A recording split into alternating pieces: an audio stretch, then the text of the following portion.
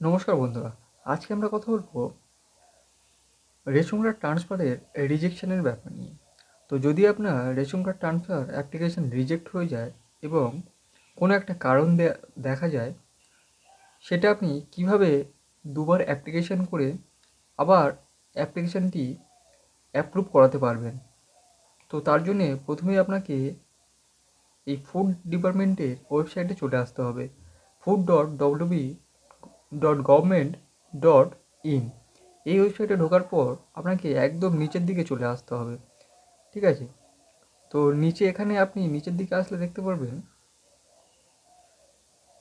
Check ration card, check status of ration card. ঠিক আছে? এই অপশানে আপনাকে চলে আসতে হবে। এখানে আপনি যখন ক্লিক করবেন আপনার একটা নতুন পেজে নিয়ে যাবে। তো এখানে আপনাকে যেটা করতে হবে, এই জায়গাতে আপনাকে সিলেক্ট ফর্মের জায়গায় এই যে সিলেক্ট ফর্ম, এখানে আপনাকে 14 নম্বর যে ফর্মটা আপনি ফিল আপ করেছিলেন সেটা এখানে দিতে হবে। কারণ রেশন কার্ড ট্রান্সফারের ফর্ম ফিল আপ 14 নম্বর ফর্মেই লাগে। তারপর এখানে আপনার অ্যাপ্লিকেশন নাম্বার বা এখানে মোবাইল নাম্বার আপনাকে দিতে হবে। ঠিক আছে? আপনার মোবাইল নাম্বারটা আপনি এখানে দিয়ে দেবেন।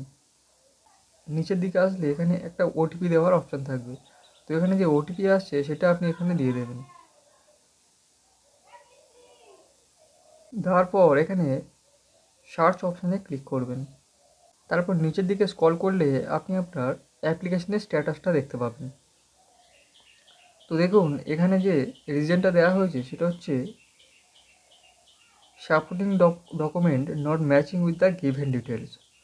তো এরকম যদি আপনারও হয়ে থাকে যে অ্যাপ্লিকেশনটি রিজেক্ট হয়ে গেছে, তাহলে আপনি কী করবেন? তো এখানে এক্ষেত্রে দেখা যাচ্ছে যে রিজনটা দেওয়া হয়েছে রেজিস্ট্রেশনে সেটা হচ্ছে supporting document not matching with the given details. মানে হচ্ছে আপনি যে ডকুমেন্টটা সাবমিট করেছিলেন সেই ডকুমেন্টের সাথে অরিজিনালটা ম্যাচ করছে না। তো এক্ষেত্রে আপনাকে কী করতে হবে, যদি আধার কার্ড দিয়ে থাকেন তাহলে আপনাকে অরিজিনাল আধার কার্ডটা দিতে হবে, স্ক্যান করাতে হবে, স্ক্যান করে আপলোড করাতে হবে এবং এরপর যাতে প্রত্যেকটা